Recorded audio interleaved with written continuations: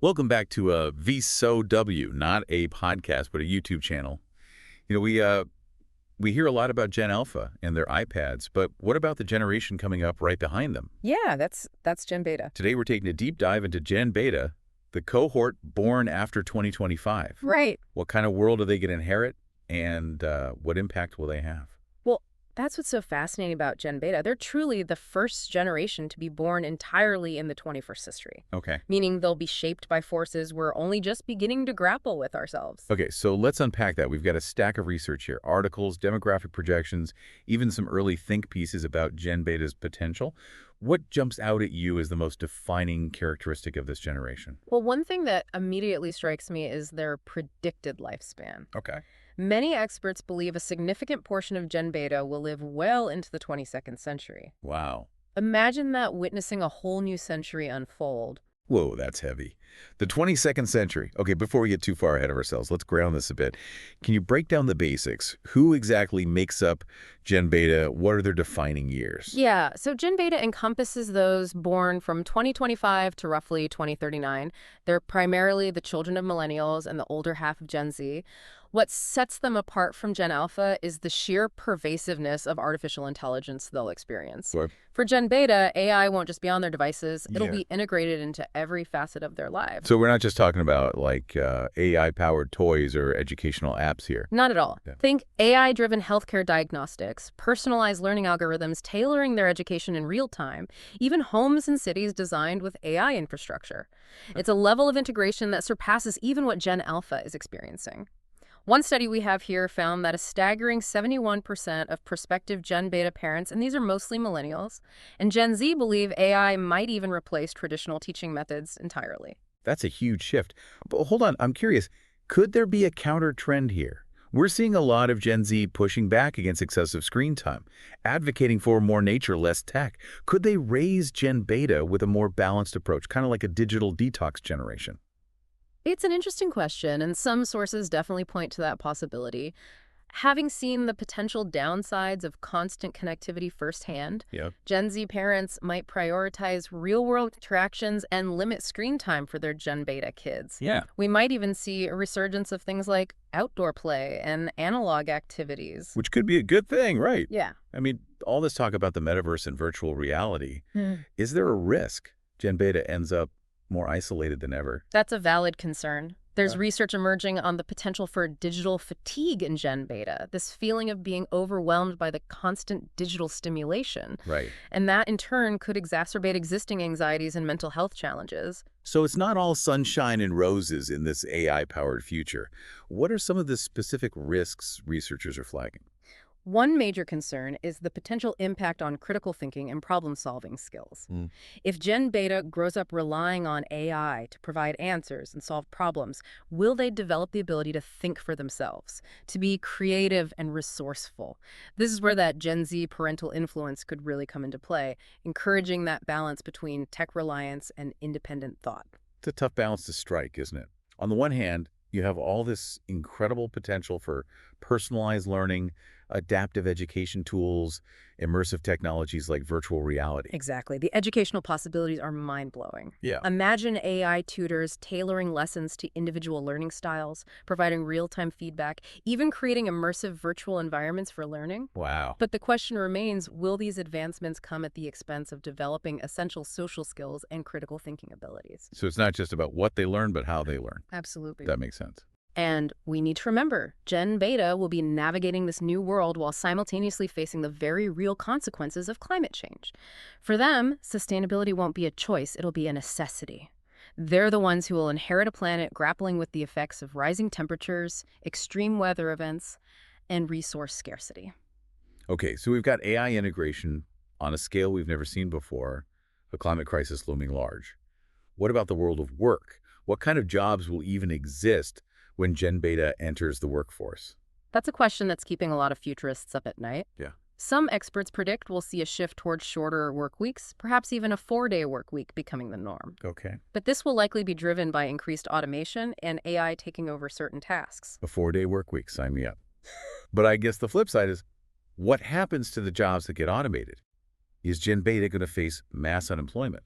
It's a real possibility. Yeah. And it means they'll need to be incredibly adaptable and possess a skill set that we might not even be able to fully conceive of yet. The jobs they'll be doing might not even exist today. This is where it gets really interesting and maybe a little scary. So we're talking about a generation that needs to be comfortable with AI, prepared for climate change impacts, and ready to navigate a job market that's constantly in flux. Talk about pressure. It's a lot to ask of any generation, but Gen Beta is uniquely positioned to handle it. They're digital natives in the truest sense of the word. Hold on. Digital native gets thrown around a lot. Yeah. What makes it different for Gen Beta compared to, say, millennials who also grew up with technology? Well, for Gen Beta, the digital and physical realms will be seamlessly intertwined. Okay. They'll be constantly shifting between online and offline experiences, with the lines blurring even further. So you're saying they won't even see a distinction between the real world and the virtual world? It'll all just be their world. Precisely. And this has profound implications for how they learn, how they work, how they form relationships, even how they perceive their own identities. It's a level of digital immersion that previous generations simply haven't experienced. Okay, we've covered a lot of ground already. AI, climate change, the future of work, this whole blended reality concept. Yeah. But what about the human side of things? What about their social lives, their values, their mental health? That's what we'll be digging into in part 2 of our deep dive. Okay. We'll explore the potential challenges and opportunities that await Gen Beta in terms of their social interactions, mental well-being, and their role in shaping a world that's undergoing rapid transformation. All right, you've definitely got me hooked. Can't wait to dive back in for part 2. But for now, we're going to take a quick break. Be sure to come back for part 2 of our deep dive into Generation Beta. We'll be right back after this. You know, it's incredible to think about Gen Beta coming of age in a world where the boundaries between the digital and physical are practically non-existent. They'll be interacting with technology in ways we can barely imagine. So you're talking about things like augmented reality and virtual reality becoming as commonplace as smartphones are today. Right. What are the implications of that level of immersion for Gen Beta? Precisely. Imagine a world where AR and VR aren't just for gaming and entertainment, but are integrated into every aspect of their lives. Wow. Think education, work, social interaction, even healthcare. Instead of just reading about the Roman Empire, they could be walking through a virtual recreation of ancient Rome. Wow, that's next level. But will it really enhance their lives? I mean, we already see concerns about tech addiction and social isolation with current generations. Could all this hyperconnectivity actually make Gen Beta more disconnected? That's the paradox, isn't it? While these technologies have the potential to connect people across vast distances and create incredible learning experiences, Right. there's also the risk of over-reliance and a detachment from the physical world. That's a tightrope walk, and it'll be interesting to see how Gen Beta finds that balance. Finding that balance is going to be key, isn't it? Speaking of balance, let's shift gears for a moment and talk about Gen Beta's values. What kind of impact will they have on society as a whole? How will they shape the world around them? Well, growing up with climate change as a constant threat, Gen Beta is predicted to be incredibly focused on sustainability and ethical consumption. Okay. They'll be demanding transparency from corporations, holding them accountable for their environmental and social impact. So they'll be the generation that finally forces companies to walk the walk, not just talk the talk. Yeah. I can see that happening. They're growing up with the consequences of inaction right in their faces. Exactly. For them, sustainability won't be a marketing ploy, it'll be a way of life.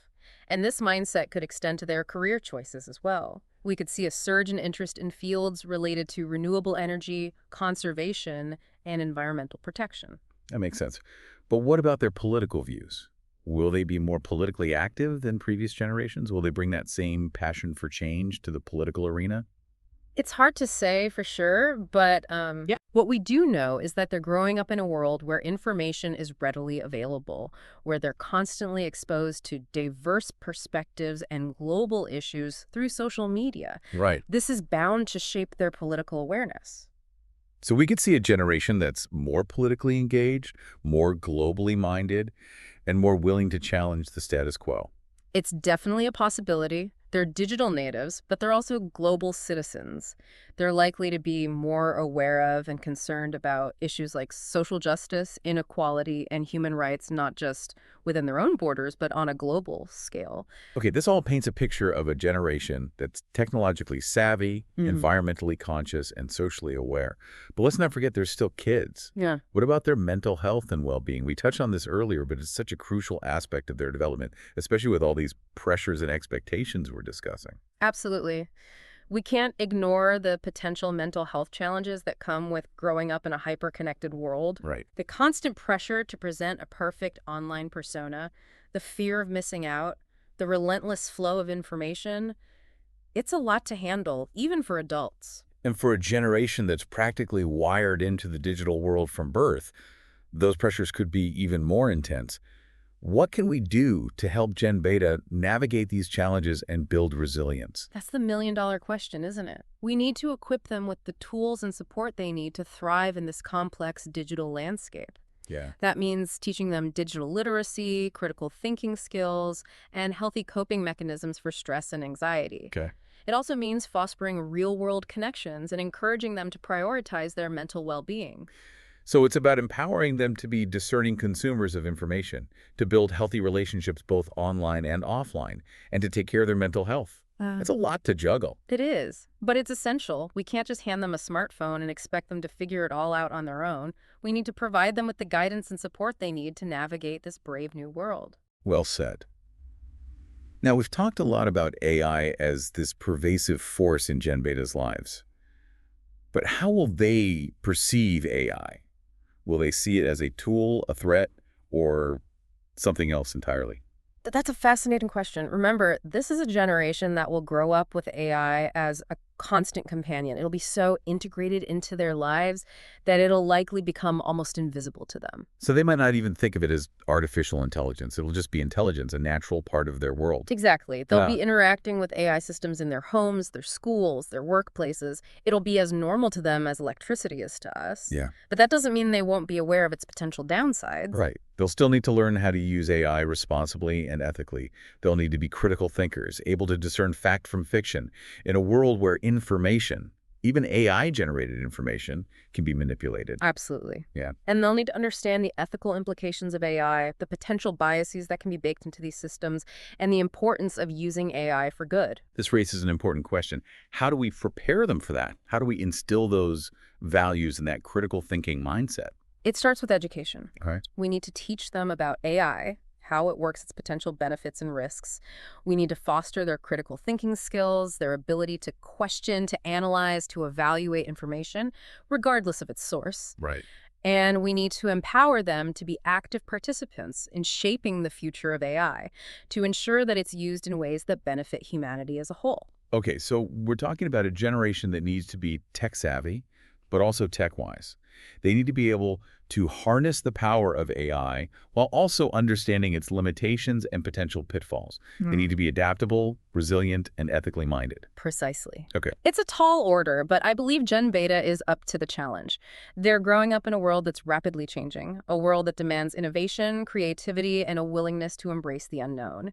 And they're bringing a unique set of skills and perspectives to the table. It's exciting, isn't it, to think about the possibility, the potential that this generation holds. They could be the ones to solve some of the world's most pressing problems, to create a more sustainable, equitable, and just future. It's a future worth fighting for, and I have a feeling Gen Beta will be leading the charge. Well, we've covered a lot of ground in the second part of our deep dive. We've explored the potential impact of technology on Gen Beta's lives, their values, their mental well-being, and their role in shaping the future. Yeah. But there's one more piece of the puzzle that we need to explore: their economic outlook. What kind of financial realities will Gen Beta face? Will they have the same opportunities for wealth creation and home ownership as previous generations? That's a question we'll be tackling in the final part of our deep dive into Generation Beta. Join us as we explore the economic landscape that awaits this generation and the challenges and opportunities they'll face in building their financial futures. Welcome back to part 3 of our deep dive into Generation Beta. We've talked about the technological landscape they'll inherit, their potential values, and the mental health challenges they might face. But now let's get down to brass tacks. What about their economic prospects? Yeah, that's a crucial question. After all, even the most technologically advanced, ethically driven generation needs a solid economic foundation to thrive. And there are some unique factors at play for Gen Beta that could significantly reshape their financial realities. You mentioned earlier that Gen Beta might be the first generation to widely accept that homeownership might not be attainable for many. Yeah. It's a pretty big shift in thinking, especially here in the U.S., where homeownership has always been seen as a cornerstone of the American dream. What's driving that prediction? Well, there are a few converging forces at play. First, you have the rising cost of living, particularly in urban areas where many Gen Beta will likely end up. Couple that with student loan debt burdens that are already astronomical for millennials and Gen Z, and you have a recipe for a generation that's financially squeezed from the get-go. So they're starting out behind the eight ball, so to speak. But isn't it also possible that their relationship with work will be different? We've talked about the gig economy, remote work, entrepreneurship. Could that create new pathways to financial stability, even if traditional homeownership is less attainable? Absolutely. Gen Beta is coming of age in a world where work is becoming increasingly fluid and decentralized. Right. They're likely to be more comfortable with freelancing, contract work, and building their own businesses. The traditional 9 to 5 job might become less appealing to them, and that could actually be a good thing. Hmm. I'm seeing a pattern here. Adaptability seems to be the name of the game for Gen Beta. They need to be adaptable to rapid technological advancements, to the changing climate, to a volatile job market, Or a lot. and they'll need to be adaptable in their financial planning as well. Traditional models of saving, investing, and retirement might need to be rethought for a generation that might not have access to the same financial safety nets as their predecessors. Okay, so let's play devil's advocate here for a moment. We're painting a pretty challenging picture. Potential job displacement, the climate crisis, a shift away from traditional home ownership. Are there any potential economic advantages that Gen Beta might have? Well, one interesting advantage stems from the fact that Gen Beta is likely to have older parents. Okay.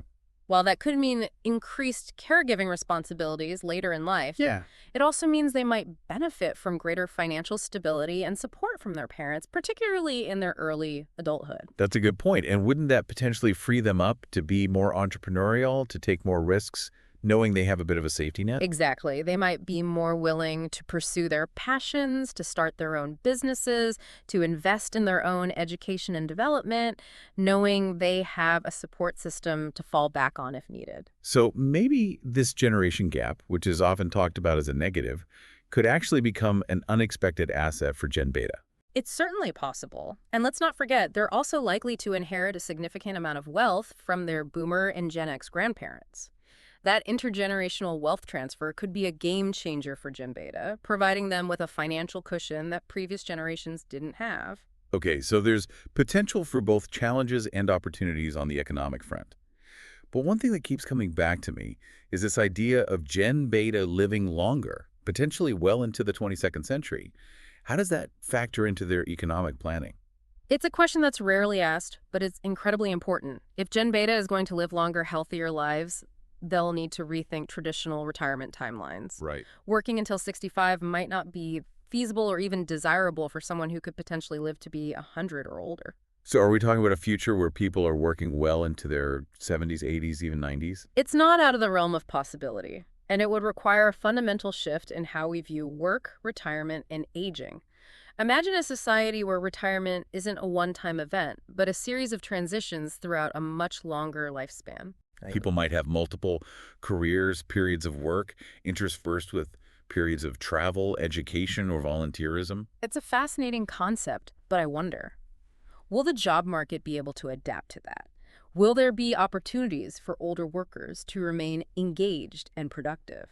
That's a key challenge that we need to address as a society. Hmm. We need to create a more inclusive and age-friendly workforce, Yeah. one that values the skills and experience that older workers bring to the table.